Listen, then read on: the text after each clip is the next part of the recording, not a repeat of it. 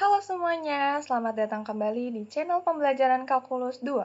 Pada video kali ini kita akan membahas dua materi penting pada chapter 12, yaitu yang pertama untuk subbab 12.1, yaitu pada materi kurva dalam ruang dan garis singgungnya, dan 12.2 dengan materi panjang busur dalam ruang. Sebelumnya, izinkan memperkenalkan diri terlebih dahulu. Halo semuanya, perkenalkan nama saya Maulani Bilqis dengan NIM 13026253036. Baik, kita akan masuk ke materi aturan pendiferensial untuk fungsi vektor. Sebelum membahas aturan diferensiasi, kita tuh perlu untuk mengingat bahwa fungsi vektor merupakan fungsi yang hasilnya itu berupa vektor juga. Misalkan, dalam T arah R sama dengan T arah X, T arah Y, dan juga T arah Z. Artinya, setiap nilai T itu tuh menghasilkan sebuah titik di ruang 3 dimensi. Nah, jika fungsi tersebut diturunkan, maka setiap komponen yang diturunkan itu secara terpisah sehingga diperoleh T arah R aksen sama dengan T arah X aksen, T arah Y aksen, dan T arah Z aksen. Nah, sama seperti fungsi biasa, fungsi vektor juga memiliki aturan diferensiasi. Lalu selanjutnya terdapat 7 aturan diferensial untuk fungsi vektor. Yang pertama ada aturan fungsi konstan, yang kedua ada aturan kelipatan skalar, yang ketiga ada aturan penjumlahan, yang keempat ada aturan pengurangan, yang kelima ada aturan perkalian titik atau yang disebut dot product, yang keenam ada aturan perkalian silang atau yang disebut cross product, dan yang ketujuh adalah aturan rantai atau yang disebut chain rule. Selanjutnya di sini ada bentuk aturan perkalian titik atau yang biasa kita sebut dengan dot product, yaitu dengan bentuk DDT dari arah U dot V sama dengan U aksen dot V plus U dot V aksen. Nah, untuk lebih jelasnya lagi dan lebih memahaminya lagi, kita akan masuk ke contoh soalnya. Nah, di sini ada contoh aturan perkalian titik atau yang biasa disebut dengan dot product. Di sini untuk contoh soalnya yaitu ada T arah U sama dengan T, 2,1 dan T arah V sama dengan 3, T kuadrat, 4. Nah, dengan bentuk yang tadi, yang sudah saya jelaskan sebelumnya, yaitu kita bisa cari dulu nih hasil dari turunan atau hitung turunan dari U dot V gitu. Yaitu dengan cara si T ini dikali sama 3, hasilnya 3T, ditambah 2 dikali T kuadrat itu hasilnya 2T kuadrat, dan 1 dikali 4 itu menghasilkan 4. Berarti hasil dari U dot V sama dengan 3T plus 2T kuadrat plus 4. Nah, setelah kita mendapatkan hasil dari dot produknya gitu, kemudian kita turunkan gitu. Dengan cara DDT dari hasil dot produknya itu yaitu 3T plus 2T kuadrat plus 4, yaitu menghasilkan turunan yaitu 3 plus 4T gitu kan. Jadi turunan dot produknya itu adalah 3 plus 4. Nah, selanjutnya itu ada bentuk aturan perkalian silang atau yang biasa disebut dengan cross product. Di sini untuk cross product itu bentuknya sebagai berikut, yaitu DDT dari arah U kali V sama dengan U aksen dikali V plus U dikali V aksen. Nah, kita akan lanjut ke bentuk yang selanjutnya. Nah, untuk bentuk dari aturan berikut ini adalah bentuk yang terakhir, yaitu bentuk dari aturan rantai atau yang biasa kita sebut dengan chain rule. Nah, di sini bentuknya itu adalah DDT dari arah vektor T, arah G, arah R, sama dengan T arah G, arah R aksen, dikali T arah G aksen. Nah, setelah saya menjelaskan bentuk-bentuk aturan dari diferensial ini yang ada 7 tadi, semua aturan ini tuh tentunya sangat membantu kita ketika kita menghitung kecepatan, percepatan, maupun berbagai besaran lainnya dalam kalkulus vektor gitu. Nah, di sini kita masuk ke contoh soal dari aturan pendiferensial gitu. Di sini diketahui T arah R sama dengan T kuadrat, 3T, sin T. Nah, pertama-tama kita tentukan dulu nih turunan pertamanya. Jadi, kita itu akan menurunkan setiap komponennya gitu. Nah, untuk komponen yang pertama itu ada dari T kuadrat. Berarti DDT dari T kuadrat sama dengan 2T gitu kan turunannya. Dan yang kedua itu adalah si 3T. Berarti DDT dari 3T adalah 3. Nah, untuk DDT dari sin T itu adalah cos T karena turunan dari sin T adalah cos T. Nah, sehingga diperoleh T arah R aksen sama dengan 2T, 3, cos T. Yang artinya, vektor tersebut itu merupakan vektor kecepatan apabila T arah R menyatakan posisi suatu partikel.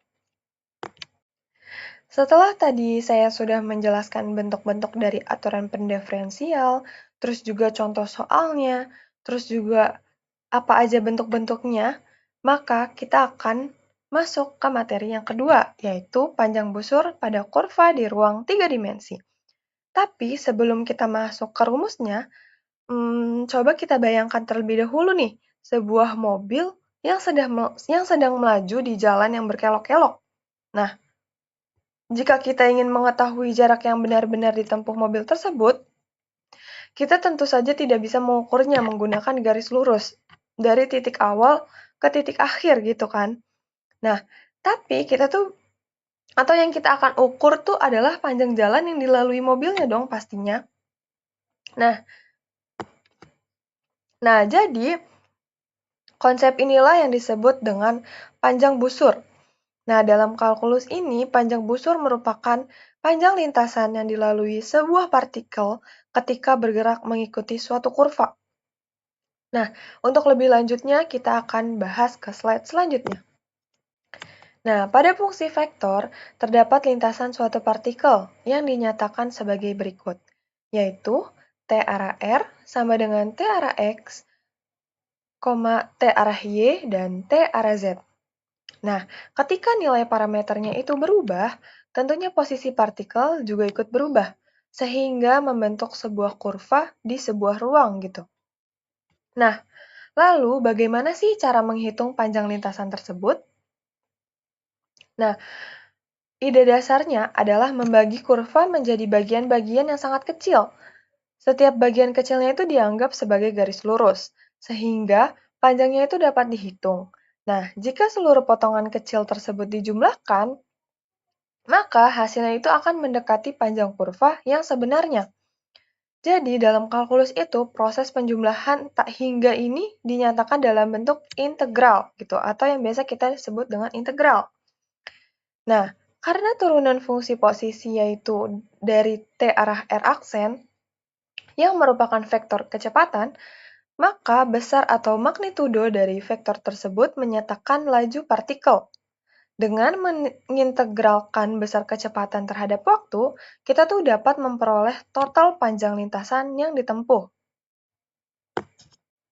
Nah, secara matematis itu dapat dituliskan sebagai berikut, yaitu panjang busur L sama dengan integral dengan batas A sampai B dengan arah vektor T arah R aksen, dt. Dengan L adalah panjang busur, T arah R aksen adalah vektor kecepatan, vektor T arah R aksen adalah besar atau magnitudo kecepatan, dan sedangkan A dan B itu adalah batas awal dan akhir dari parameter atau batas awal yaitu A dan batas akhirnya itu yang B. Gitu. Jadi, untuk menghitung panjang busur itu terdapat 3 langkah utama. Yang pertama, tentunya kita harus menentukan turunan dari fungsi posisi untuk memperoleh vektor kecepatannya. Yang kedua, kita menghitung magnitudo dari vektor kecepatannya, dan yang terakhir, yaitu kita mengintegralkan magnitudo tersebut pada interval yang telah ditentukan. Nah, selanjutnya kita masuk ke contoh soal. Yang pertama ini adalah contoh soalnya, diketahui lintasan sebuah partikel dengan soal T arah R sama dengan 3 cos T, 3 sin T, 4T, dengan 0 kurang dari atau sama dengan T, 0 T kurang dari sama dengan 2, Nah, hitung panjang lintasan partikel tersebut. Nah, kita akan masuk ke penyelesaiannya. Nah, untuk langkah pertama dari penyelesaian ini adalah kita itu harus menentukan turunan fungsi posisi dari si T arah R, 3 cos T, 3 sin T, dan 4T gitu kan. Nah, di sini kita menghasilkan T arah R aksen, yaitu sama dengan turunan dari 3 cos T adalah min 3 sin T, dan turunan dari 3 sin T adalah 3 cos T, dan turunan dari 4T adalah 4. Nah, selanjutnya itu kita hitung magnitudo vektor tersebut gitu. Nah, di sini untuk vektor dari T arah R aksen sama dengan akar dari min 3 sin T kuadrat ditambah 3 cos T kuadrat ditambah 4 kuadrat. Nah, sama dengan akar dari 9 sin kuadrat T plus 9 cos kuadrat T plus 16. Nah, karena di sini berlaku identitas trigonometri yang dimana hasil dari penjumlahan sin kuadrat T plus cos kuadrat T sama dengan 1. Nah, maka diperoleh vektor dari T arah R aksen sama dengan hasil dari si akar ini kan 9 dikali 1 kan, karena sin kuadrat T plus cos kuadrat T itu sama dengan 1, berarti 9 dikali 1, yaitu 9 ditambah dengan 16 gitu kan, menghasilkan akar 25. Nah, hasil dari akar 25 itu adalah 5. Nah, artinya partikel ini tuh bergerak dengan laju yang konstan gitu, yaitu dengan hasil 5 satuan panjang setiap 1 satuan waktu. Nah, contoh soal yang terakhir yaitu coba kita hitung panjang lintasan menggunakan rumus dari panjang busur gitu. Nah, di sini ada soal panjang busur sama dengan integral dengan batas 0 sampai 2 dari 5 dt, yaitu sama dengan kita kalikan si 5 ini dengan 2, menghasilkan 10, dan 5 dikali 0 sama dengan 0. Nah, 10 dikurang 0 sama dengan tetap hasilnya 10 gitu kan. Jadi, panjang lintasan yang ditempuh partikel T sama dengan 0 hingga T sama dengan 2, atau panjang lintasan yang ditempuh dari integral 0 sampai 2 gitu adalah 10 satuan panjang. Nah, dari contoh ini tuh kita dapat melihat nih, bahwa dengan menghitung panjang busur sebenarnya itu tidak terlalu sulit. Nah, yang paling penting itu adalah dengan cara memahami bahwa kita mengintegralkan besar kecepatan, bukan langsung fungsi posisinya. Nah, dengan memahami konsep ini, kita tuh akan lebih mudah mempelajari materi berikutnya nih, seperti vektor singgung, terus kelengkungan, dan juga gerak partikel di ruang. Nah, setelah tadi kita udah membahas panjang busur, nah timbul nih pertanyaan, kenapa sih panjang busur itu penting? Nah, jawabannya itu adalah karena panjang busur itu tuh digunakan dalam berbagai bidang. Nah, contohnya itu, yang pertama, untuk menghitung panjang lintasan pesawat. Yang kedua, untuk menghitung panjang kabel. Yang ketiga, untuk mendesain rel kereta. Yang keempat, untuk lintasan robot. Yang kelima, untuk animasi komputer. Dan yang terakhir, itu hingga navigasi satelit. Yang dimana panjang busur itu tuh sangat penting sekali dalam keterkaitan hidup kita gitu. Karena dengan adanya panjang busur tuh kita lebih dibantu gitu. Karena pekerjaan kita dan segala macam masalahnya itu dapat terselesaikan dengan menggunakan panjang busur, seperti itu. Nah, karena tadi kita sudah membahas tentang aturan pendiferensial, terus juga kita membahas tentang panjang busur gitu kan. Nah, kita masuk ke slide terakhir, yaitu slide kesimpulan gitu. Nah, berdasarkan pembahasan pada aturan pendiferensial dan juga dari panjang busur, nah dapat disimpulkan nih bahwa fungsi bernilai vektor merupakan konsep penting dalam kalkulus 2 untuk menggambarkan posisi, kecepatan, dan percepatan suatu objek yang bergerak di ruang 3 dimensi.